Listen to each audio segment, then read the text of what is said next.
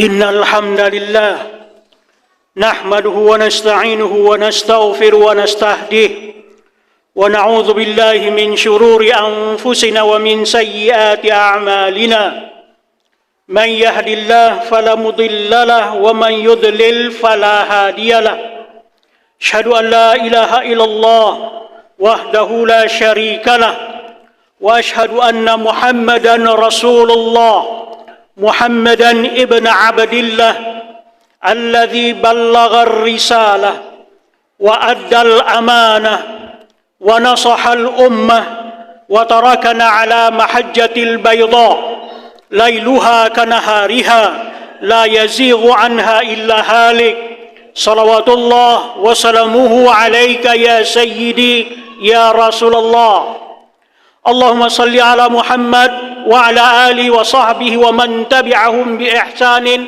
إلى يوم الدين أيها المستمعون الكرام الحاضرون المصلون أوصيكم وإياي بتقوى الله فقد فاز المتقون اتقوا الله حق تقاته ولا تموتن إلا وأنتم مسلمون اسمعوا قول ربكم عز وجل في التنزيل أعوذ بالله من الشيطان الرجيم إن الله يأمركم أن تؤدوا الأمانات إلى أهلها وإذا حكمتم بين الناس أن تحكموا بالعدل إن الله نعم ما يعظكم به إن الله كان سميعا بصيرا صدق الله العظيم وصدق رسوله الكريم ونحن على ذلك من الشاهدين والسyakirin. Kaum muslimin sidang jamaah Jumaah yang berbahagia, kita ucapkan puji syukur kehadirat Allah Subhanahu wa taala mempertemukan kita kembali di bulan Syawal setelah kita melewati bulan hikmah, bulan barakah, bulan Ramadan. Kemudian salawat dan salam kepada baginda Rasul Muhammad sallallahu alaihi wasallam, orang yang setiap gerak-geriknya, setiap tingkah lakunya, setiap fi'il perangainya menjadi contoh dan tauladan bagi kita semua. Allahumma salli ala Muhammad wa ala ali wa man tabi'ahum bi ihsan.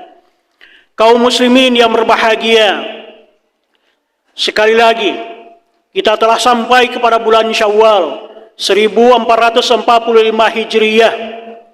Kita dalam bahasa Arab, Syawal artinya bulan peningkatan, bulan az-ziyadah, an-numu, bulan penegasan, bulan penguatan terhadap apa-apa yang telah kita lakukan di bulan sebelumnya, yakni bulan Ramadan.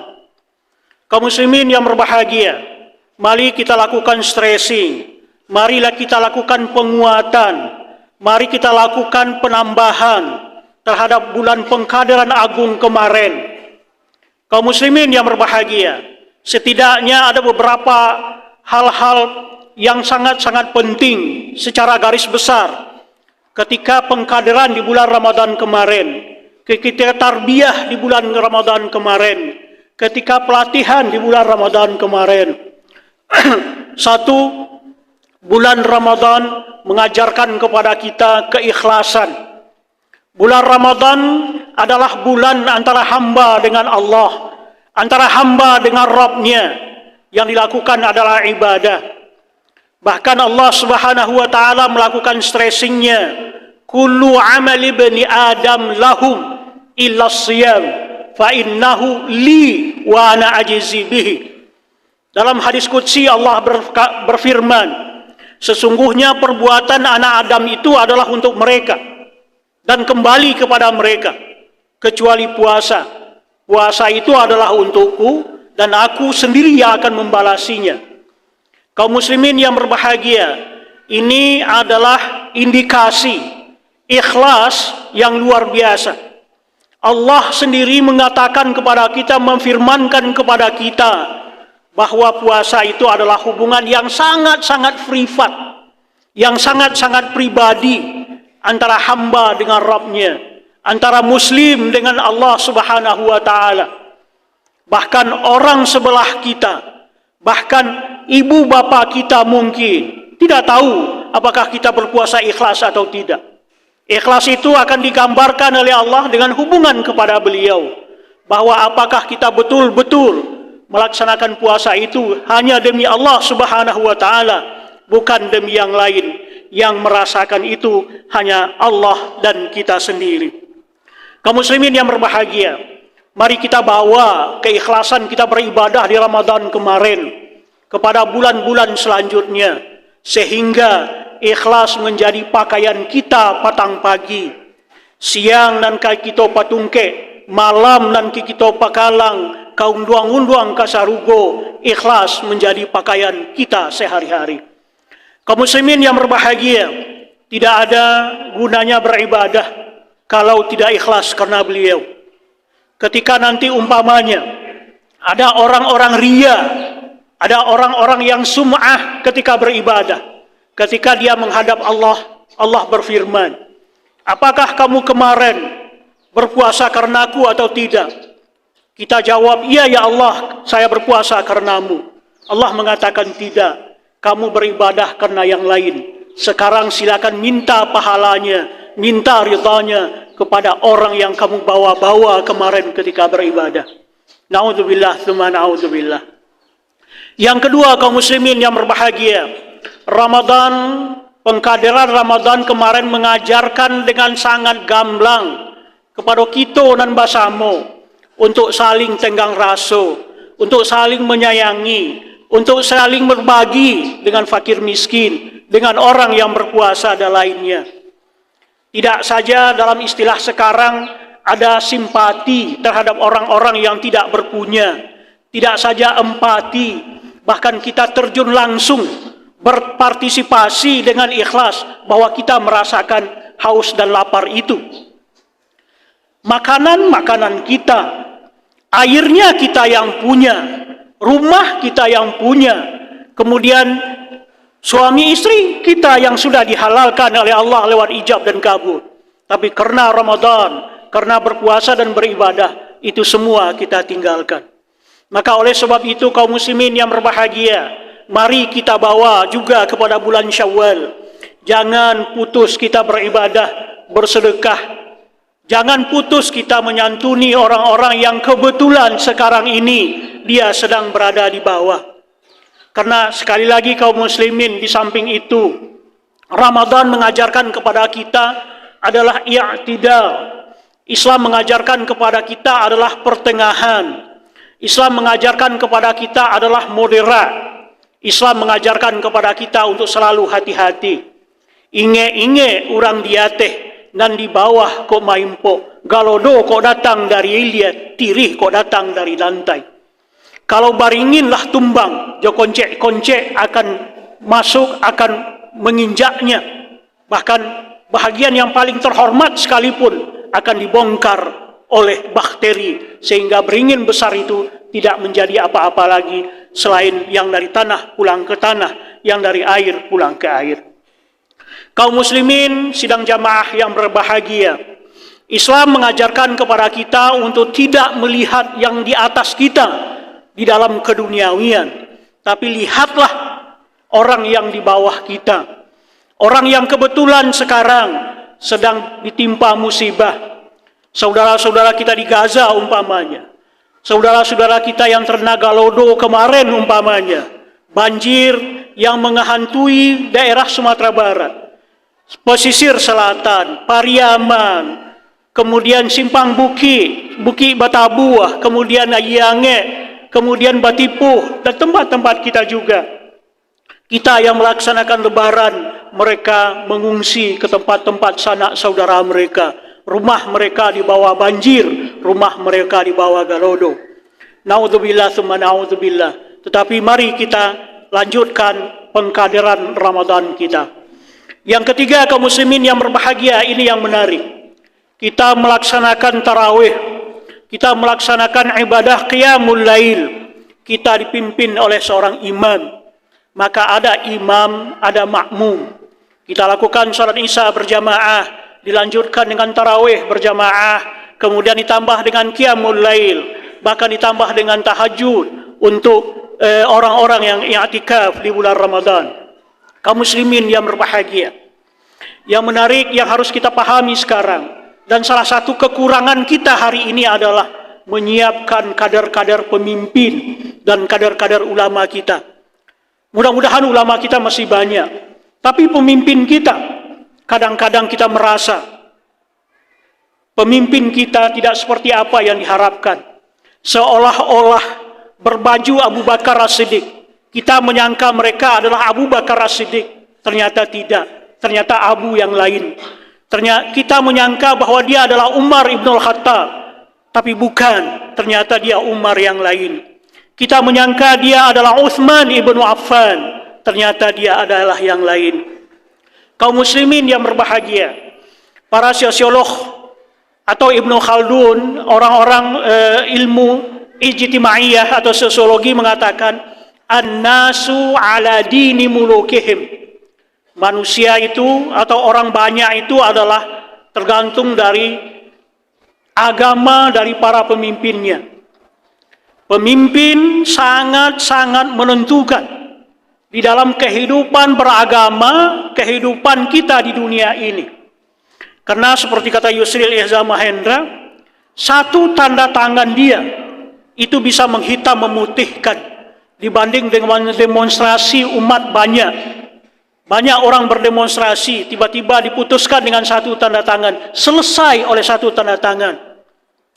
Segenggam kekuasaan itu lebih berharga dari sekeranjang kebenaran. Kaum muslimin sidang jamaah yang berbahagia, maka kita sekarang merasakan kerinduan luar biasa kepada sosok-sosok baginda Rasul sallallahu alaihi wasallam. Orang yang sebelum jadi pemimpin saja, yang sebelum jadi nabi saja sudah digelari oleh masyarakat Makkah dengan Al-Amin. Saudara sekalian, Bapak sekalian, Al-Amin itu adalah kata syifah musabahah dari amanah. Baginda Rasul itu adalah orang yang sangat amanah. Dia menyampaikan amanah kepada orang yang berhak. Bahkan kita ingat dalam sejarah, dalam sirah Nabawiyah, ketika beliau mau hijrah dari Makkah ke Madinah di malam hari, itu masih sempat-sempatnya mengembalikan simpanan, titipan orang lain kepada orang yang berhak.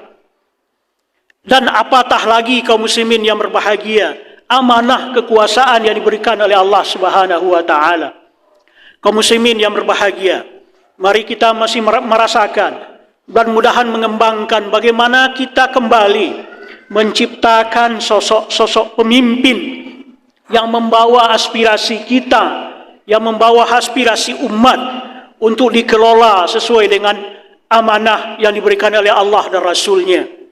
Jangan seperti yang kita dengar kaum muslimin yang berbahagia, mudah-mudahan tidak. Tapi ada yang mengatakan, ada pemimpin kita yang memberi satu suara sekitar 500-an bahkan sampai 1 jutaan untuk dia dipilih menjadi pemimpin kita.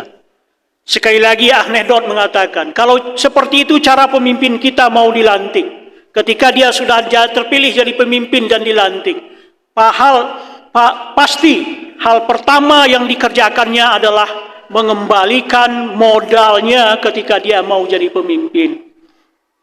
Sangat berbeda kaum muslimin yang berbahagia dengan apa yang kita dengar dan kita baca dalam sejarah-sejarah.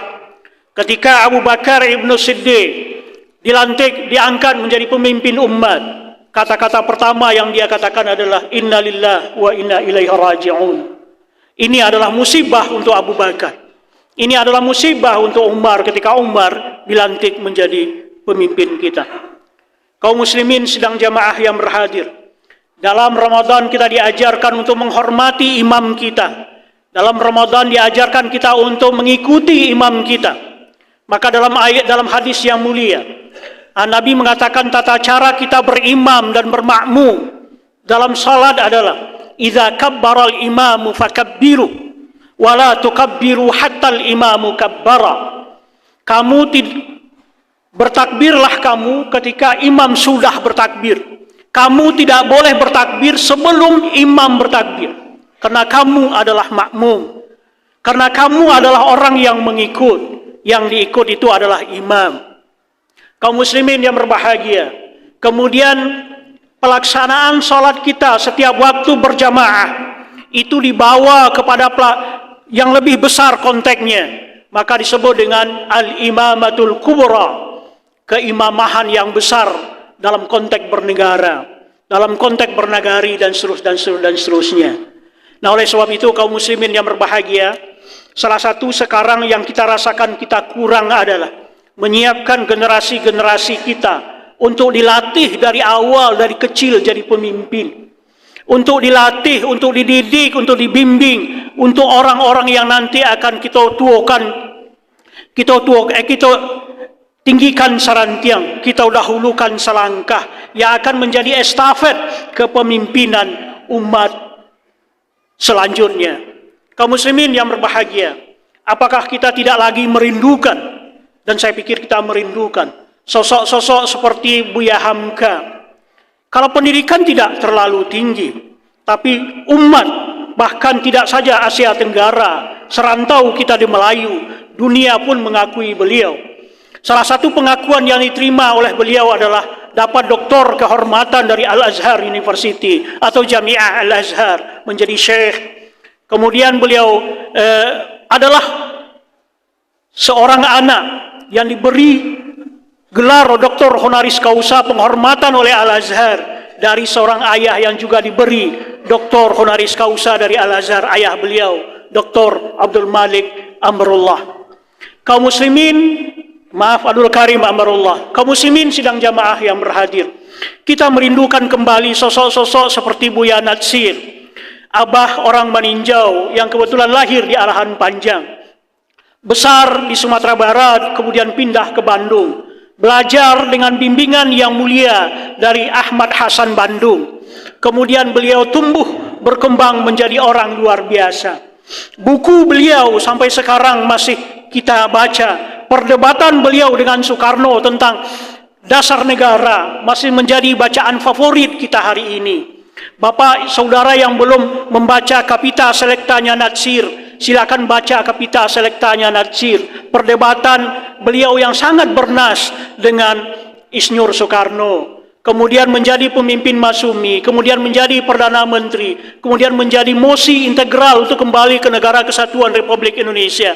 Kemudian menjadi Ketua Rabitah Alam Islami yang berpusat di Jeddah. Kemudian beliau dikasih hadiah Faisal Award, adalah Nobelnya umat Islam karena khidmat beliau kepada Islam. Dan kemudian beliau dinobatkan sejajar dengan Hasan Al-Banna dari Mesir, sejajar dengan Abul A'la Al-Maududi dari Pakistan. Kita merindukan kaum muslimin, pemimpin-pemimpin itu yang kembali lahir dari daerah kita, dari ranah Minang. Semoga rahim-rahim orang ranah Minang kembali mengantarkan, kembali melahirkan pemimpin-pemimpin.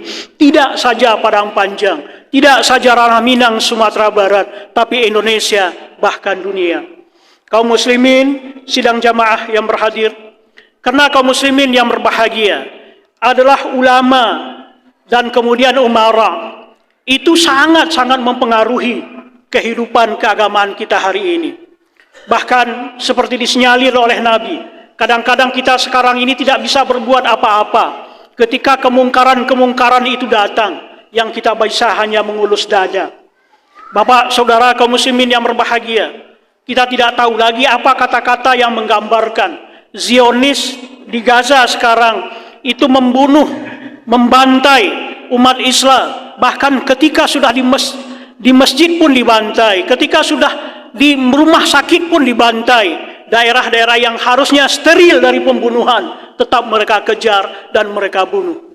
Kemana kita berharap? Pemimpin mana yang bisa mencegah itu semua lagi? Kita kembali merindukan pemimpin-pemimpin kita yang luar biasa, seperti Umar Ibn Khattab yang membuka gerbang Baitul Maqdis, seperti Salahuddin Al-Ayyubi yang membebaskan Baitul Aqsa dari tentara salib.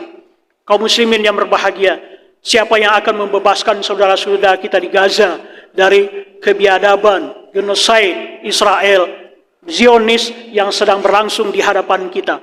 Apa yang bisa kita lakukan? Tidak ada lagi kecuali hanya mengurut dada. Air mata tumpah ke dalam, mengurut dada tanpa bisa dilakukan apa-apa. Kaum muslimin yang berbahagia, mudah-mudahan menjadi renungan kita di bulan ini, di bulan Syawal peningkatan Ramadan, ketika kita dengan sangat indah, dengan sangat bagus berimam kepada imam-imam kita. Tapi di dalam kehidupan sehari-hari, siapa imam kita yang seperti imam salat kita hari ini?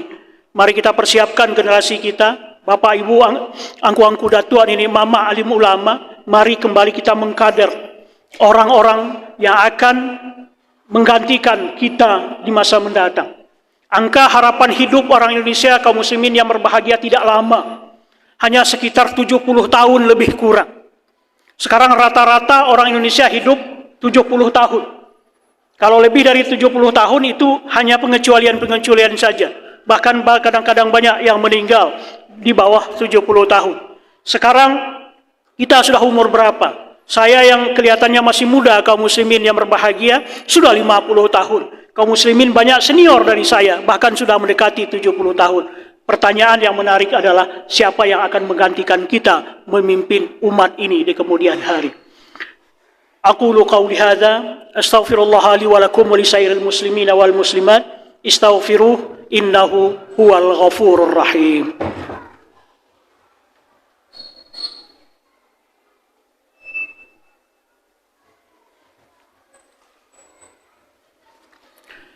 Nahmaduka ya Allah hamdan katsira wa nashkuruka ya Allah syukran jamila wa nusabbihuka ya Allah sabhan tawila. Asyhadu an la ilaha illallah wahdahu la syarika lah wa asyhadu anna Muhammadar Rasulullah. Muhammad ibnu Abdullah alladzi ballagha ar-risalah wa addal amanah wa nasaha al-ummah wa tarakana ala mahajjatil bayda lailuha kanahariha la yazighu anha illa halik. Salawatullah wa salamuhu alaika ya sayyidi ya Rasulullah. Allahumma salli ala Muhammad wa ala ali Muhammad. Ayuhal mustami'un al-kiram, marratan thaniyah usikum wa iyaya bitaqwallah. Ittaqullaha haqqa tuqatih wa la tamutunna illa wa antum muslimun. Inna Allaha wa malaikatahu yusalluna 'alan nabi. Ya ayyuhalladzina amanu sallu 'alaihi wa sallimu taslima. اللهم صل على محمد وعلى ال محمد كما صليت على ابراهيم وعلى ال ابراهيم وبارك على محمد وعلى ال محمد كما باركت على ابراهيم وعلى ال ابراهيم في العالمين انك حميد مجيد. اللهم اغفر للمسلمين والمسلمات والمؤمنين والمؤمنات الأحياء منهم والأموات إنك سميع قريب مجيب دعوات يا قاضي الحاجات. ربنا ظلمنا أنفسنا وإن لم تغفر لنا وترحمنا لنكونن من الخاسرين. اللهم اختم لنا يا الله أجلنا وأمورنا بحسن الخاتمة ولا تختم علينا يا الله أجلنا وأمورنا بسوء الخاتمة.